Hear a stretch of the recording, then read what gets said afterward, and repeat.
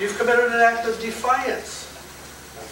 You haven't just happened to be a little bit dumb. You've defied because they've got the paper trail on you, Your Honor. Yeah. If you were, say you filed a lawsuit and they appointed Judge Belty, Yeah. you would challenge him immediately, wouldn't you, once he was appointed to you? Yeah. Then you would make the challenge then. You wouldn't wait till court, you'd do it straight away. Right.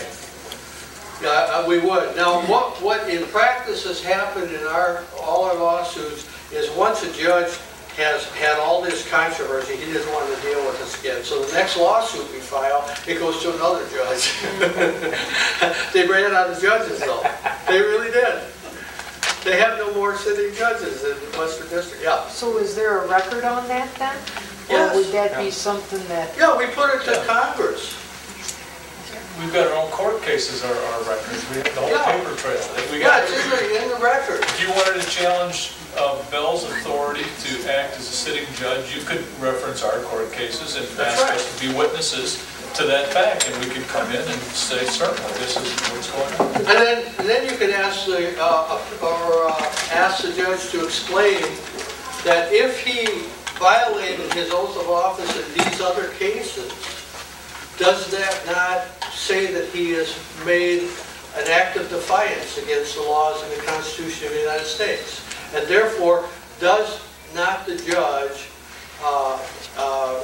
having defied, isn't that not an act of bad behavior?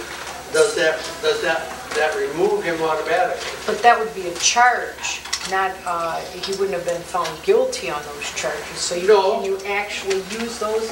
Or would they turn around and say, I object? Yeah, he'll say exception, Your Honor. Should I, right? Well, it probably would get sticky, but I would say it would get awful sticky for the judge. Well, it wouldn't be precedent, right? Precedence law? Yeah. No, it's not law. Well, it wouldn't be The only thing that is law is that the judge must honor his oath of office. And once he repudiates the laws of the Constitution, he has committed an act of defiance against the United States and against the laws of the United States and the Constitution. And he's damaged and injured the confidence of the citizenry. He's violated his oath of office. I mean, his code of conduct. And you're questioning his ability to conduct the trial. Yeah. Right, but it's something that wouldn't be actually found guilty, you know? No, but he has to settle this. He has to settle the matter. You're challenging him. Right, you're right. You're bringing up an incident that happened, but he hasn't been really found to be in conflict. Well, there's never been a court case filed on it. Right. Except that we can now do separate criminal charges against these judges collectively. I think what we're going to probably do at this point is write a criminal complaint against the judges, and then we'll file them with another judge, and we'll name the judges, and we'll name what violations they did. Sure. So what I'm trying to get across to people is that we're in a process here that's going to have ultimately an end result. Now, are the judges going to continue to get every official in the government to defy the Constitution and the laws of the United States? That's the question. I don't think they can. I don't think every official is willing to fall on his own sword to save these crummy people. Somebody's got to jump ship. Somebody's going to jump ship, you bet. And then when it starts jumping, a lot of people call it jump ship. You know what? I'll tell you what. I think that this whole business of Iraq is a diversion to keep them away from these homegrown issues. We're the citizens. We're the real problem for them. Iraq's probably a problem for them. Definitely, it's a problem for the whole country. But I'll tell you what, for them personally, we're the problem for them. It's a great weapon of mass distraction. Yeah, exactly. Yeah. Chuck, if I may summarize what I think you were saying in 7608, and you correct me if I'm mistaken, Yeah, go ahead. please. The basic idea is that under A, it's subtitle E, which pertains to liquor, tobacco, firearms, and commodities. So in other words, it's safe to say that most people aren't even under that section at all. What's, liquor, tobacco? Yeah. No, all of them can do Subtitle E. All those ages can do Subtitle E. Okay, so what I'm saying is most citizens are not under those subtitles. Well, yeah, you have to be a seller Yeah. of liquor, tobacco, firearms. Yeah, okay, Then you have to turn over the taxes you collect. okay. Okay, So that would be your ordinary revenue agent can do that? is the- yes, Okay, yeah. that's fine. The second category is everything else. and Yeah, that all the affects other whatever stuff, else. which And would that- include income tax, withholding taxes. And that defines as a criminal investigator the intelligence division, which rules out most of the people we're dealing with at the IRS, who are simply revenue agents. Actually, it eliminates all of them because the intelligence division doesn't even deal with people who live and work in the 50 states. Their mission statement will tell you that. Okay? They're to enforce the international laws. Okay. Unless you renounce your citizenship. Yeah, don't renounce your citizenship. Yeah. Because then they'll say you're a foreigner working in this country without the protection of the Constitution. And you're saying, is there any other provision that you're aware of that in effect says the Secretary of the Treasury has designated to the IRS, other stuff that they can do? Because this in effect doesn't say that they can do other stuff. Right. But the thing is, you won't find a delegation order from the Secretary of the Treasury that says, Agent X over here in the mall, sitting in the mall, who is an Internal Revenue officer, may carry firearms or serve arrest warrants or execute search warrants or make seizures of property unless it's in relationship to Subtitle E, the collection of commodities. Are you aware? Okay, we're going to have to pause, so let's pause and go through some rules of evidence. Oh, boy, I went in the washroom and checked my tie on break. I still look a lot better than I looked this morning when I got up. Would you like a second opinion? He'll object. Objection. Seriously. You got started something over here. No, I wasn't there. All right, well, federal rules of evidence and federal rules for witnesses. It's easier actually to do the general rule of competency, Rule 601. Do everybody have that one? It hasn't got, I didn't print out all the pages because it gets into rules for sexual crimes and things like that. I think the most important thing to understand in this is Rule 601. If you don't have it. You don't have it? Oh, here. Where is it at? Page 1, 601. That's general rule of competency. So this is a public law passed 1975. Every person is competent to be a witness except as otherwise provided in these rules. Okay, so basically you start out with the notion that every person is competent to be a witness in a trial, in other words. Except as otherwise stated in the rules.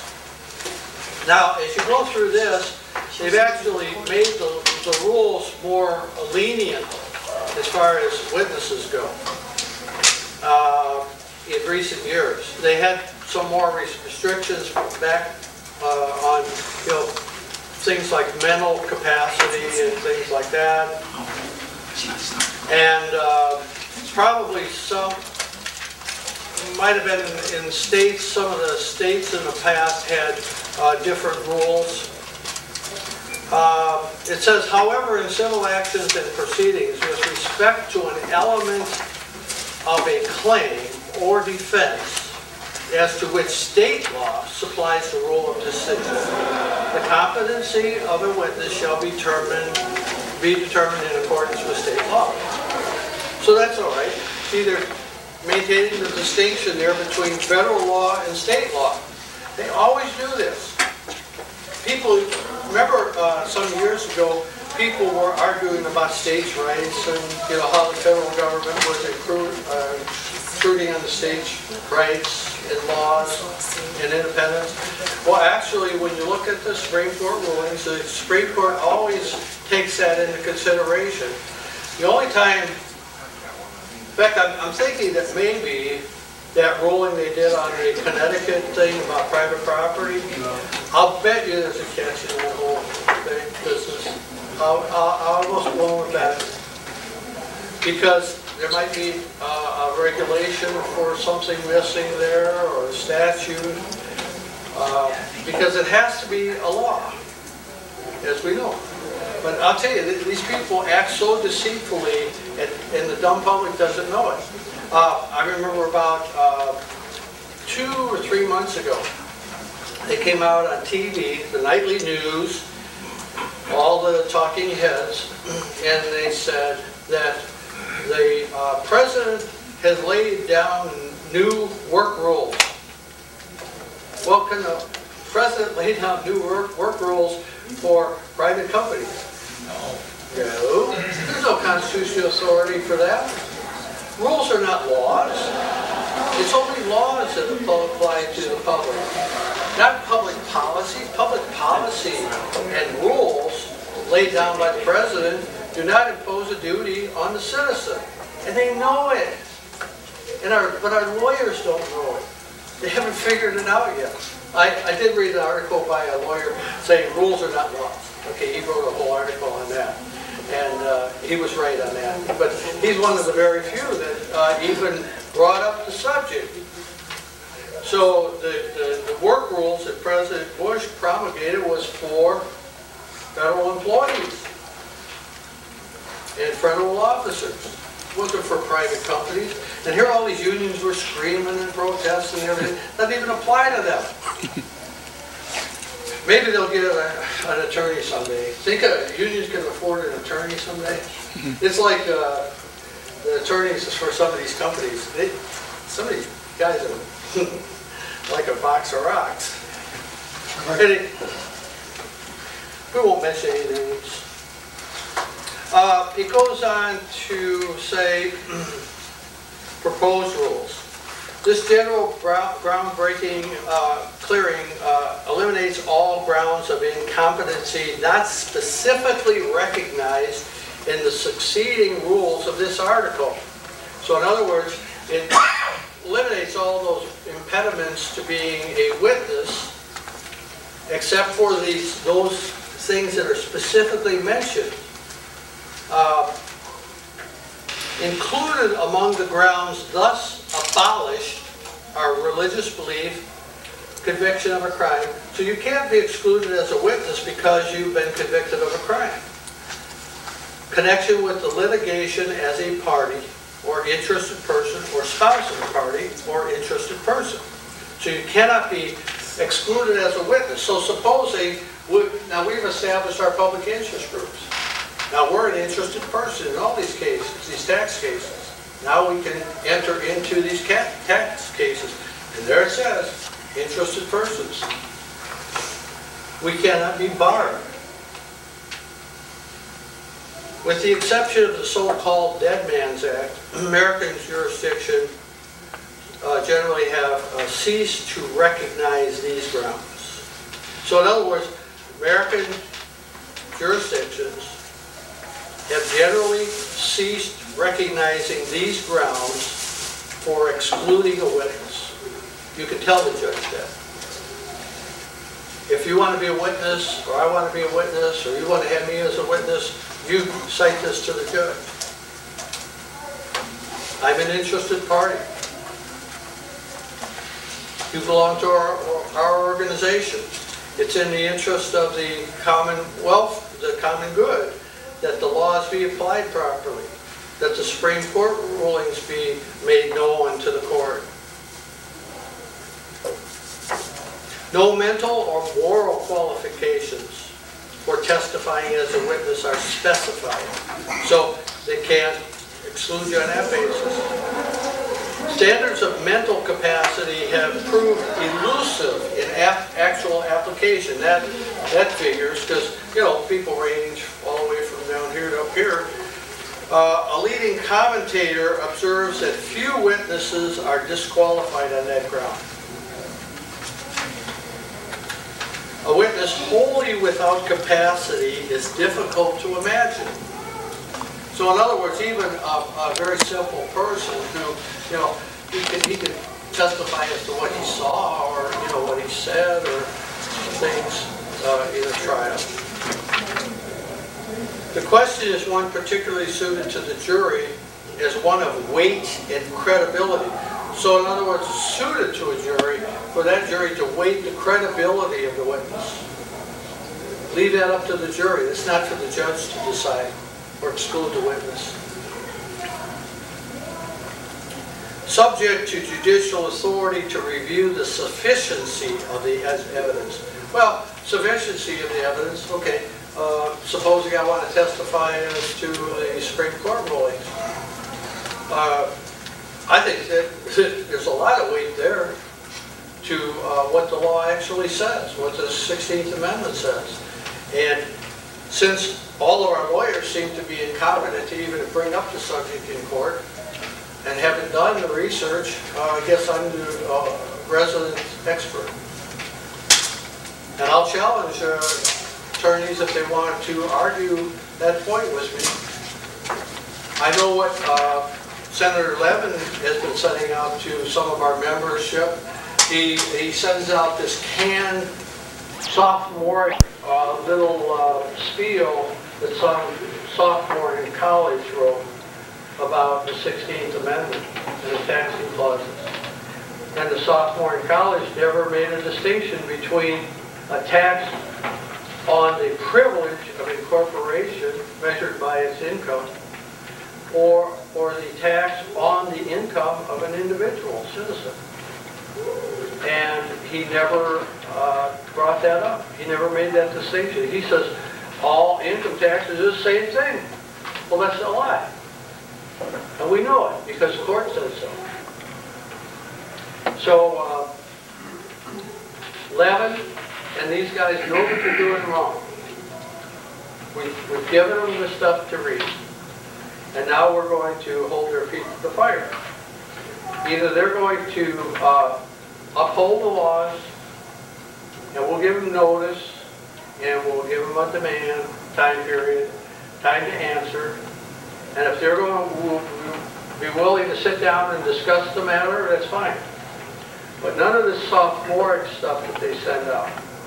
You know, it just irritates me to no end that they would even, if they read the 27-page report on all those court cases, there's no way they could accept a sophomoric view on the 16th Amendment and the direct taxes.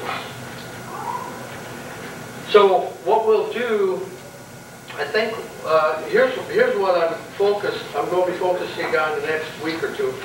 And I want everybody to get involved in this. Everybody, your friends, neighbors, anybody pays any tax, anything. We will write the letter, the cover letter to the congressman.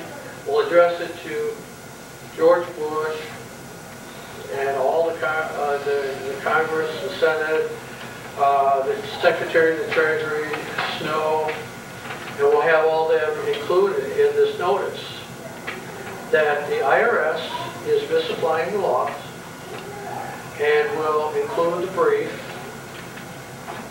and tell them that we demand something be done to stop the IRS, abolish it, or else they're acceding to fraud, and we have proof because we filed a criminal complaint, nobody's answered it, IRS won't answer it, nobody will answer it. So at that point, Congress, all these agencies will be on notice. Now, we'll give them a certain number of days. And what we'll do is we'll give them an interrogatory. We'll file probably an interrogatory with them and ask them certain questions. Fill it out, return it to, we'll have a central point, probably send it to me. So that everybody, or to you and to me, they can do both. And then I'll look them over, see what answers they got, and then I'll respond to the answers that we get. Because I don't expect everybody to be able to answer all this stuff. I know what kind of smoke and mirrors they throw up, and I can deal with it, but I don't think a lot of you guys could yet. But anyway, we'll do it as a whole group. Citizens can do it. It's for the common good. It's for the proper application of the laws. It's for the upholding of the Constitution. Those are the issues.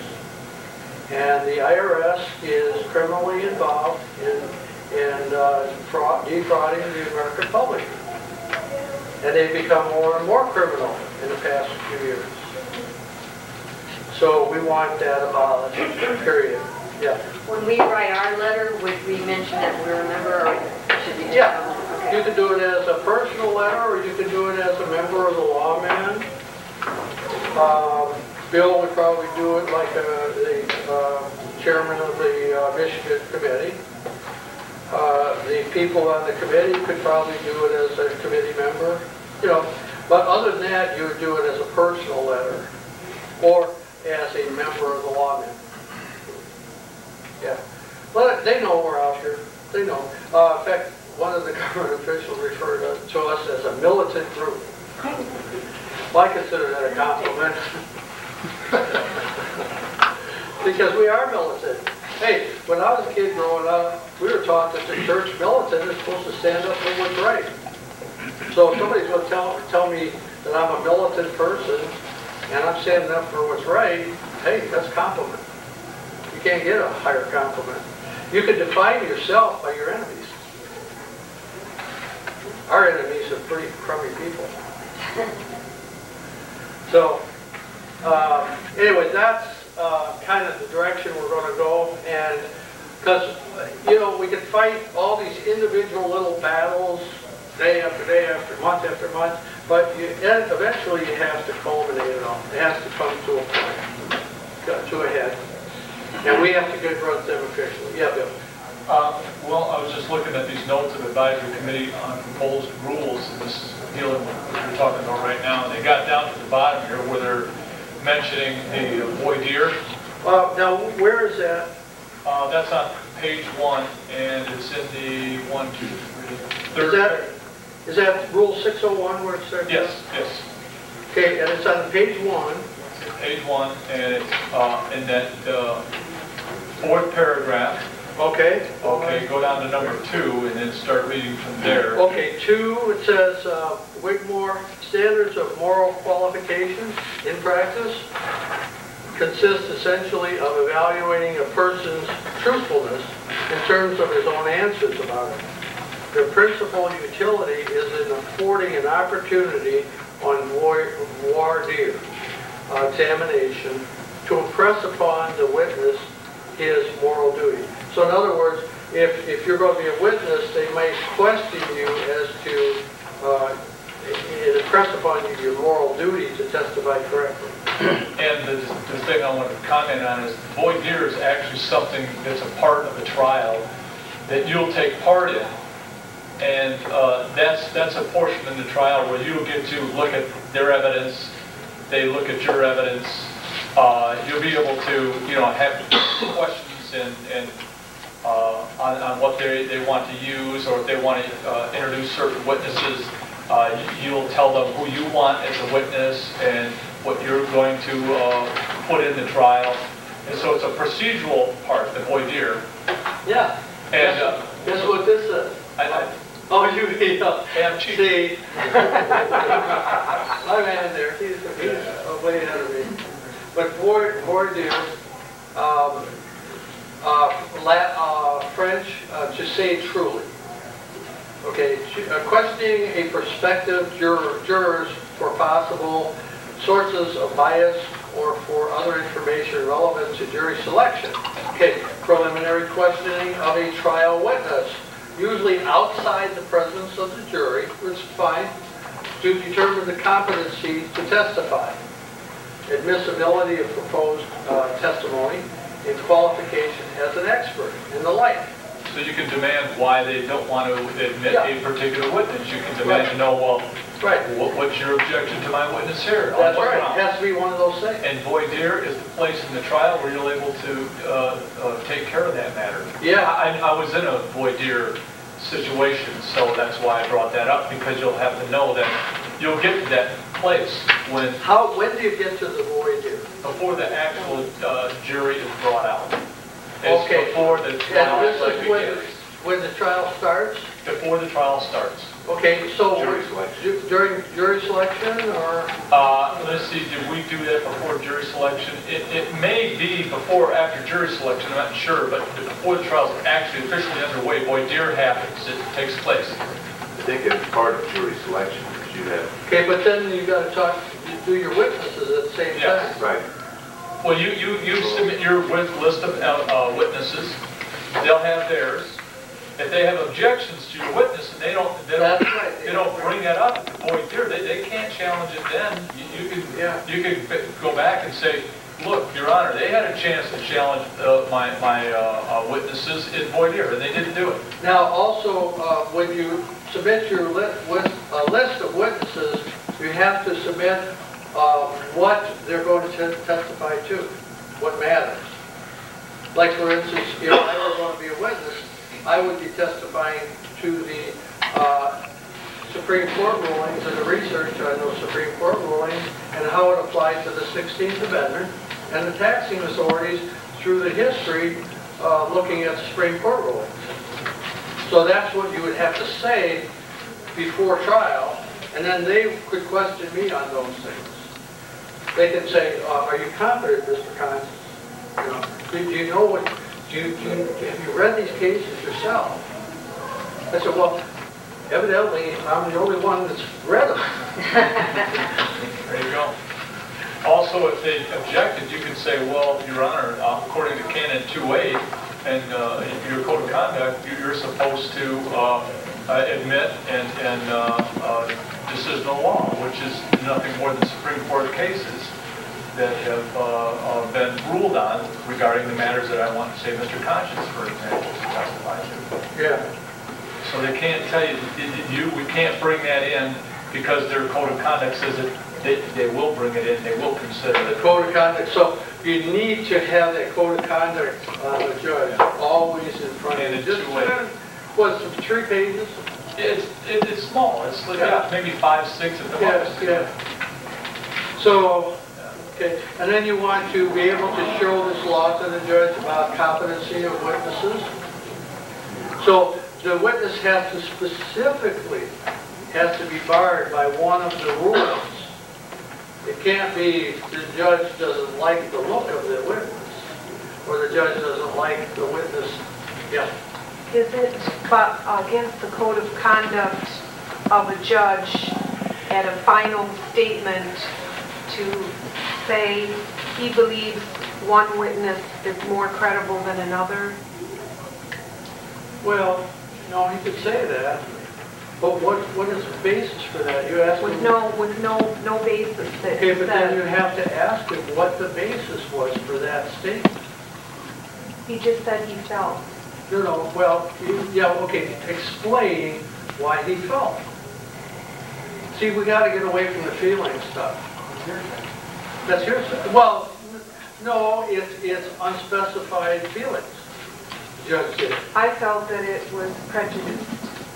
Well, it probably was, but now what you have to do is use the Federal Maritime ruling and say, I want all the findings and conclusions on those facts as to why you excluded these witnesses. Did one witness contradict another witness in that case, Kathleen? Did one witness Yes, directly under oath contradict another witness? yes. Somebody committed perjury. So you need to find out, be able to prove one way or another who committed perjury. Can you do that? Can you dig up testimony of other people to back up the witness you think is telling the truth? No, there's no way to prove it. You sure? One A word, lot of ways. one word against the other. Okay, what was the matter? Just give me the general gist of the matter. He was the petitioner for Mike, and Mike had a choice of guardian, and they were trying to, the game plan Say you was- weren't qualified to be guardian for some reason. Okay, what was So the the reason? server that served him papers that we never knew sat in court and told a bald-faced lie that Mike, Okay, to told- defame his character. So the judge said, I really believe Rick Riff's testimony far over George Morris's testimony. And Now, that's what he said. Why would that be? He didn't say why. He just said he believed it. Is there, was it, He's not impartial. Yeah. I mean, you can't be making statements about belief and feelings But he did. and display, well, I'm trying to think of if there's a way that they could present some kind of proof. We have the transcript of his words, everything. It's in public transcript. Okay, you got the transcripts. Is there any way that you can discredit any of his statements? Yes, Oh. statement after the sheriff. Well, wait a minute. You said, oh, what does that mean? To discredit his, it was, His, I was as a a- witness. I was a witness. and No, what- but how about discrediting him as a witness? Is there anything he said or did that would discredit himself as a witness? That you could use to discredit his character as a witness? The delivery person? The other witness. He's talking about the other witness, aren't you? Yeah, the other Oh, witness yeah. is the person that Yes, delivered. there is, because he had came to our home before, or that was the same day, and he just, at like 6 in the morning, was just pounding on our house, and we didn't know what was going on, and he said, open up, let me in.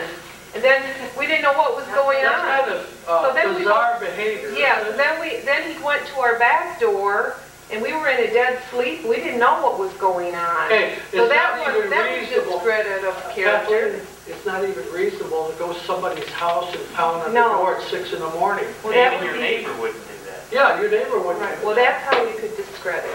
Yeah, anything that, any We kind never of heard of the action guy that before. he did, any kind of actions that he did that were bizarre, what a reasonable person wouldn't do. Then But we if he do. did it to you, there's probably other people he did it to. Yeah, you could check try- into his background. You can Right. check into his background and discredit him, I'll bet you. We do our own private detective work. I mean, I've done a lot of it, but. Do you have a badge? No, but I mean, do you want one? I think sometimes we do better just doing our own digging, because you Oh, hire yeah. somebody, and I don't think they'd even do as good as we would do it Yeah. ourselves. But see, Check some of the trials he's been in and some of the witnesses he's testified against and see if you can get some testimony from them. We could find that out. Okay, but now, there's another question here. Okay, you got one person's word against another. Now, you could discredit the one witness. But supposing you couldn't discredit the character of either one person, did they discredit your character? They couldn't. Okay. It was, they couldn't find. Okay, so anything. you've got one person's word against the other. So how can the judge make a decision based on One a wash? Right. So you need to challenge that, and you need to focus on the fact that I think his wife is a board member, Yeah. a beneficiary of all Right. this junk. Right. Okay, so you need to discredit the judge's character. All right, was this in front of a jury trial? No, it wasn't, it was a judge. And the judge himself was biased, and you should disqualify, he should have disqualified himself. I read you this Right. about he shall disqualify himself. You should confront him with that. We did a motion for him to recuse himself, but he ignored it. He ignored it, yes. Okay, ask him for the findings and conclusions and why he decided he was not, shouldn't be disqualified, or shouldn't have disqualified himself. Ask him for the findings and conclusions. Let him state it on paper. That's what you have to do, is lay a paper trail on these people. We've got some really good court case rulings that we found, you know, last few months. I got that federal one from Rose Lear. And Rose has been using it in all her filings too now, and she's passing it around to other people. But this is the whole thing about a court system, is it's supposed to provide justice. Right. And when a judge can't provide justice, he really needs to be removed from the bench. And I've heard other people talk about those particular judges. I know one of the judges in Calhoun County. I think he was totally biased, absolutely. But I was a brand new guy in filing lawsuits, so I got bounced out. I didn't really understand all the ins and outs. Oh, I got to mention this because it's very important. Now, supposing a judge dismisses your case, but in order to do that, he has to break court rules or break precedence law and injure the United States and damage the confidence of the citizens and the court system. He has to do all these things in order to dismiss your case. Should you go to appeals? You said not to mess with the appeals anymore. Well, no, I didn't say that. I said unless you have an issue that's appealable. Do you need to appeal something when a judgment of a judge is already void from the beginning? Do you need to appeal that issue? I don't see it. It's already void judgment. See, they want to bounce you out of their courtroom, go to appeals, and then appeals doesn't really answer you, and they bounce you out entirely. So their whole game is to get you out of the courtroom. So you go back to them, and you say, I want a motion, I'm filing a motion for clarification on these issues. And then you could cite that federal maritime case, that you are entitled to all the findings on the law, the facts, and discretionary matters. And then list your things that you want him to provide. Is that the same as the show cause hearing? You know what, the show, no, because show cause is for your opposition. The void is doing a void on the judge's judgment. It's just void. It has no force or effect. I think you got that one that I did, right?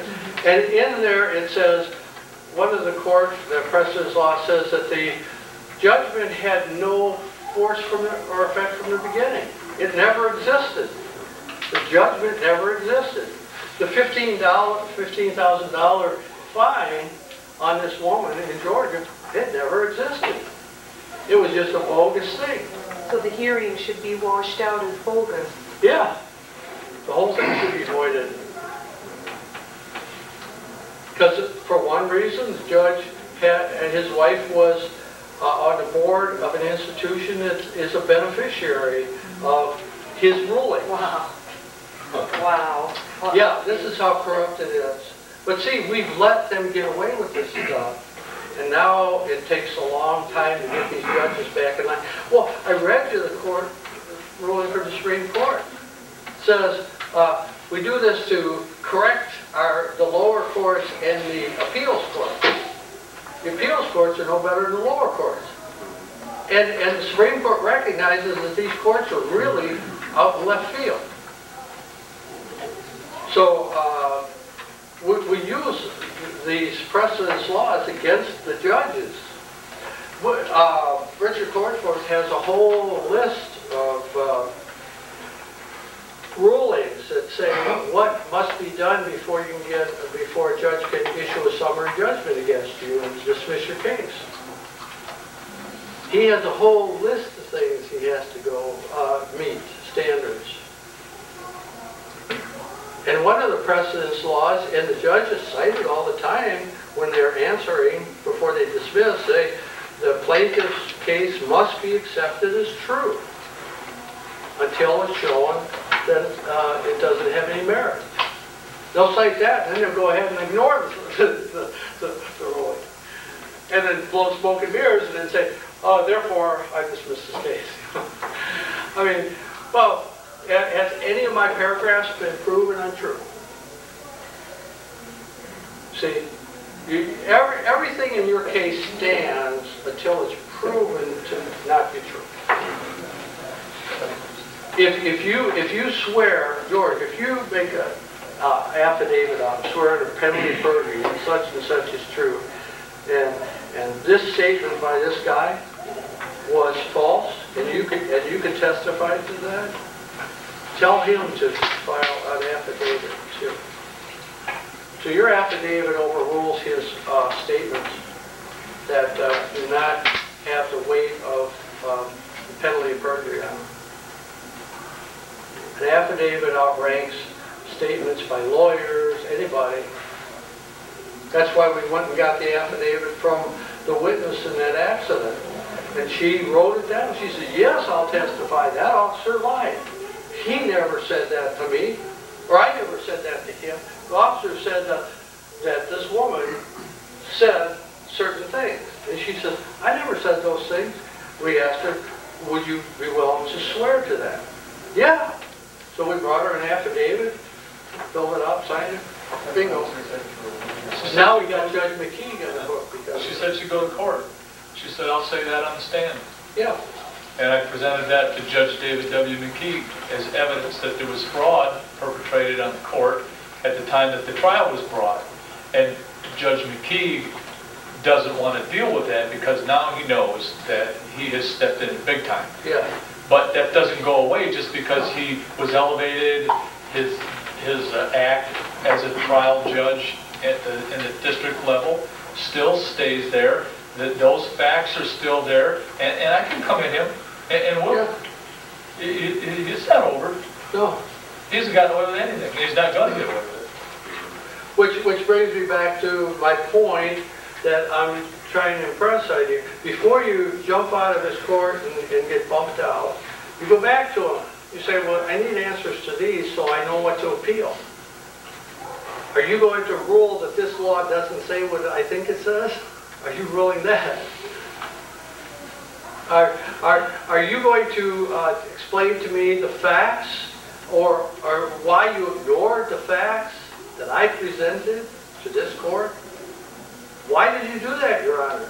I need to know if you have a rational basis for issuing a dismissal in this case.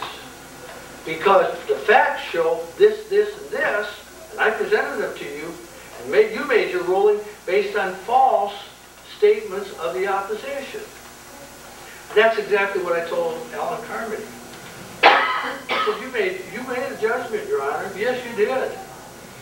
And it was based on all false and misleading statements by the DOJ attorney sitting right here. So then you got him. If he won't answer it, then it's a void. Then you just void it. But I would first go back and ask him for questions. Tell him he has an obligation. It was such a ridiculous thing to discredit my husband because after that incident, he went to the door and said, who the heck are you? In the courtroom, this server stood up and said that he went to the door and he had a gun and put it to his head. Oh my God. Put it to the servers? Yes, and we said, well, wait a minute. We said if he had done that, then why didn't he file a police report? Where's the police report? That's right. So there was no evidence, and everyone in the hearing said why he was such a blowhard. You could see he was telling the biggest lie. Okay. Then the judge says, I really believe Rick Ritt's testimony over you. Kathleen, Kathleen, listen to me. That's a reason to discredit the witness. There you go. Because if he made those statements, right. and then he never filed a criminal complaint no. with the police department, He had a duty to report a crime. He's in violation of the law Yeah. right now because he had a duty under 18 And U.S.C. that's all in our Chapter 1, Section transcript. 4. I bought the transcript for $1,500, they charged me to have that transcribed because I It's all wanted free. it proved. And it's in the transcript, what you said, what the judge said. You know what, I wish you'd had it on videotape, you wouldn't have had to pay the $1,500, and then you would have had a more accurate record of what was said at the hearing. They don't allow I video was gonna say, tapes they don't on that. Yes, they do. And that court, they will, In Garbrandt, yeah. I know, but that's the one we took. Yeah, but if you had done it in a different way, I'm not faulting you, okay? I'm not faulting you. We're like you in the But I'm beginning, we saying- didn't know anything. I understand that, I understand it, but I'm saying from now on, if people go into one of these local courts, you go to them and say, I'm going to be bringing my videotape in, for this to be videotaped, what brand do you want me to have? What brands are acceptable? And they go buy it and hand it to them 3 days ahead of time, and then bring a spare one in. In case they lose the one. I'm telling you, these people are criminals. No, wait, I'm confused. The judge doesn't have the power to say, no cameras in my courtroom? No. If you want a record of, no. Because we addressed that issue in Calhoun County Court, and they admitted that you have a right to videotape. Took them a while to admit it, though. It did. Right. But then they did, and then they started excluding it like they did with Kathleen. They did it with another couple that I know too, the same way. What do you cite as being able to, what a law? Your right to have an accurate reflection of the record without it to hear it. Without costing your fortune. That's your due process. Yeah, without, tell them, I cannot afford transcripts. And what is the quality of video? Because we bought a $13 highest quality to take to the court a week ahead of time, and at the day of the hearing, the secretary recorder came to me and handed it to me and said, ma'am, this is not of the quality that we require. When did she hand it to you? The day, just before the hearing. In other words, she should have notified you. You say, well, you should have notified me 3 days ago so I could have a chance to go out and buy a different quality. Which brand is acceptable to you? Yeah. Was that a video or audio or? Have her tell you which brand is acceptable, or which brands. And do it in then writing. say, why didn't you tell me that before? I want an adjournment of this hearing until I can get that video tape in here. We wish we'd done that. Sure. They just don't, they don't want their corruption out. I know that, Kathleen, but you have to lay the paper trail on it. That's what we have to do. We won't let it happen again. Like that. See, they're afraid of being exposed. They are definitely afraid of being exposed. Every judge I've seen that's gotten into this corruption, they go into panic. They want to get out of the courtroom. I just had a case where lady, let's see, who was it? Oh, yeah. She says she had certified evidence she wanted to admit into the court. And she went up to hand it to Bill, and Bill jumped off the bench and headed out the door. He didn't want that entered into evidence. I don't even know what it was, but anyway, the point is that if she's saying she has certified evidence and she wants to enter it into the record, but Judge Bell has an obligation to do that. And she can now ask him why he didn't do that. That's childish behavior. No, it's concealment of evidence, and it's a crime. Yeah. It's a crime. Can you then turn around and file something on the judge for not taking that? Yeah, well, we're filing criminal charges when they violate their oath of office and their code of conduct. Right, okay. Look, read the judge's code of conduct. It says when the judge must honor the U.S. Constitution, the laws of the United States, and precedence law. Decisional law. Decisional law is what they call it, yeah. And it says any judge that does not do this damages the United States and injures the U.S. District Court system and damages the confidence of the people in the government of the United States. That's serious. Yeah, but Chuck, when he gets a bar card, isn't he committing treason right there? Because the bar card isn't licensed. Oh, I don't really, you know, you can do that if you want. That's not the issue here. That would be a general thing. I'll tell you what, I think you would have to do that in a different kind of setting than what they're doing. So you're trying to make a general thing, and that's never been settled in the courts or anything. And you'd have to really prepare if you wanted to fight that issue. But I would fight that as a separate issue, not combined. She's got plenty of evidence right there of that witness being bizarre behavior, not acting like a reasonable person would do. How can the witness have any credibility? And when the judge runs out like that, isn't he abandoning the court? Well, he'll deny that he ran out. He'll say, well, I just left the bench. Had to go to the bathroom. Yeah, I had to go to the bathroom. What happens when they throw papers in the air, throw pencils over the... That's bad behavior. That's conduct unbecoming a judge. I think so. Yeah, and you can cite him for that. But They do. I know. You know what? As far as I'm concerned, a lot of these judges are in hyperventilation function right now anyway. They don't know what to do about what we're doing, and this has got to be weighed very heavily on them. So I'm saying that even the fact that we're even started this process gives them heartburn. If you need a real good investment, invest in Maalox. I just wanted to comment for the general people that when we went in as naive American people that believed in our government, that believed that everything was fair. And we learned everything the hard knocks, and it was disgusting to me and despicable to think that our country has stooped this low It's not the whole country, it's individual affairs. and allowed the courts to become as corrupt as they are. But see, the Supreme Court is telling these judges don't do that. Yeah. And you walk Didn't out I of read the park that to you in that case? That's an instruction to the lower court saying, hey, don't do this stuff. Isn't the judge's code of conduct an official notification to them, don't do this stuff?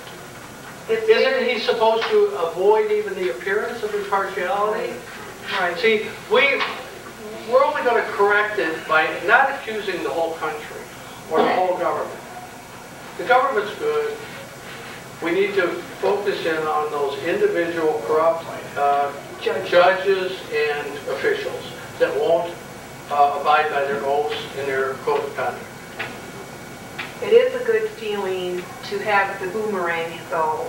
That now they're feeling what they've traumatized and terrorized the innocent litigants and terrorized us. Shakes their head and on now that. that we feel the boomerang effect, and if they really are sweating, that really does my heart good. For sure.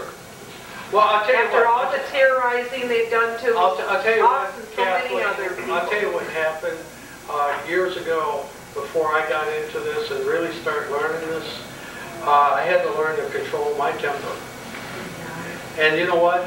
I was spending so much energy on just being angry at what's going on, and that was a waste of my time. I didn't accomplish one damn thing. All I did was make some people mad at me, and that's about it. Okay, now, most of the guys in this room probably were in the same situation. I'm glad that Judge got her mad, because she's here. Yeah, that's right. That's exactly right. And you know what? They're making a lot of people mad. But the thing is, we have to not control our anger, put our anger aside. Focus our anger into our energies of doing what we're doing. Because this is the proper, right way to do it. They have the same laws we have. Do you know what? Let me tell you a little something that's going on now. They're trying to threaten and intimidate a few of our members. And they just did one last week on a member. I won't say where, but I have the details on it. And it's just like threat and intimidation. They sent 8 agents in. It surprised them, okay? And anyway, I won't get into details of it. I think our member has a lot of competency. He's been in court a lot of times before. He's won a lot of stuff. So, but he doesn't do it with lawyers. And he's got a lot of common sense, and he has actually adopted and learned the stuff I teach. So I think he'll be all right. But the intimidation tactics on our people have become pretty bad simply because they're afraid of what we're doing. They would love to shut the lawmen down. That's why we won't tolerate anything outside of the law. And I expect every member in the lawmen to just hold to that. When we do that, we're going to win. And we are winning. And we're going to win. But don't worry. Don't be afraid of these people. The only time you get afraid is when you get into goofy arguments and you run and you hide and you're fearful and you don't know what to expect. This class is to eliminate all your fears on that. Not all of your fears. You'll still have a little fear. You know what you're facing. But now we have a lot of people and we have a lot of information that's available, how you do it. Focus your energy, not on the anger. Just focus on getting the job done. Yeah? And that man wanted to let you know that he's having a good time at it. Thank you. I believe that. I know him personally. If they arrested me, I think I would have a good time at it too, believe me. I don't think you'd have to worry. There are some people in our lawman organization that have really gotten a lot of knowledge, and they're pretty much the same way I am. I'll tell my wife, something like this happened, and she'll get a little bit nervous. But it's because she really doesn't want to dig in and look at what the boogeyman looks like. The boogeyman, you know who he is? He's the Wizard of Oz. Right. And little Toto comes back and pulls the curtain back, and you see this little old dumpy old man. And the little old dumpy old man is apologetic and saying, well, I just did it because, I got all these thrills from it. Maneuvering all the levers. Yeah. Just like they do to us. Yeah, that's exactly right. They're just like the If I could learn to do it with, like you're saying, having fun with it, that would be really something. Well, it would. A lot of people do. If I could learn to do that, I would really have come a long way. Well, that's true. I haven't got to that point yet. Well, I would like to learn to do that, though. Well, But a little more familiar to the plaintiff instead of the defendant, too. Yeah. Now you know where that saying comes from, are we having fun yet? Yeah. Yeah. But even like when that police officer came to my door, I enjoyed that. I think about that, and I think this poor idiot, he went to all this trouble to concoct this stupid thing. And here he runs into me. And he had to drive all the way out to my house and pretend like he was a big shot with a gun and a badge, And I just nicely put him on. And he walks away shaking his head. He had to write the whole thing off. So who won that? I did. And you know what? He learned a lesson. Maybe the next guy he tries it on will know a little bit about the law too. So, Don't think that cop's not talking to his friend cops. What? I said, don't think that cop's not talking to his friendly cop, his other friends there. Yeah, sure. But they talk between themselves. When I confronted, in fact, the day 911 happened, right when it happened, the first plane went into the tower in New York City, I was standing outside of a parking garage passing out leaflets in Battle Creek. And the owner, or the manager of the parking lot came out and says, I can't stand here and pass them out. I said, well, I'm exercising my First Amendment rights. And this is public property. He says, well, you can't do it. I said, yes, I can. He said, well, I'll call the cops. I said, please do. So about 5 minutes later, a cop came out, and car pulls up, and the cop comes up to me, and he's got a little button on there, and that records your conversation with the police. See? And I said, well, I'm exercising my free speech on public property. He said, well, how do you know this is public property? I said, because I'm standing out here, it's a sidewalk, and it's part of the driveway, the sidewalk, and I'm just standing here. He said, well, why don't you stand over on the passenger side so that the cars can get in here? He said, I said, no, the drivers come in, so I'm going to stand right here. This is public property. He said, well, I'll go check to see if it's public property. So he went in and talked to the manager. They talked 15 minutes. He comes out. He says, okay, just don't obstruct traffic. So the thing is, you have to stand up to him. And then he says, I would like to make a report out on this. And I said, well, what do you want? He said, well, what's your name? I said, well, I gave him my name. He said, where do you live? I said, I'm not going to tell you that stuff. I said, I'm not going to go any farther. And he says, well, you don't want to answer questions? I says, no. I says, I'm just a public citizen out here doing what I constitutionally can do. And he says, well, I've got to make a report when I go back. I says, okay, if you make your report out and you make anything slanderous about it against me, in my name, I will file a criminal complaint on the city. And I says, I'm talking into the microphone so you can all hear me. And the cop walked away shaking his head. But I mean, see, they want the fear and intimidation. Just by having a cop come out and talk to you, that's supposed to intimidate you. Can they reclassify that and say you're loitering or put it under some other tag that would be? Loitering? Loitering? Yeah. No, I wasn't loitering. I was passing out literature. What kind of literature? Oh, it was actually literature. The Township Association of Michigan was having their convention in Battle Creek for all that week. So I was passing these flyers telling the township how they were breaking the laws. They weren't adopting laws, they were passing laws and passing them illegally in violation of these things. And I had to, they're all on a one-sided sheet, and I was passing them out to each person to come in. So they didn't like that, but, you know, what are they going to do?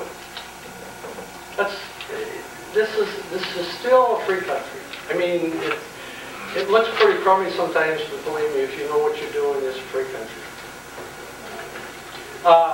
And, you know, I suppose I started out scared like everybody, but as you go more and more, you get less and less scared. Hey, what time is it? 12:15. Time for lunch. We'll hit the books when we get back. So it'll take about 45 minutes. If I tell you an hour,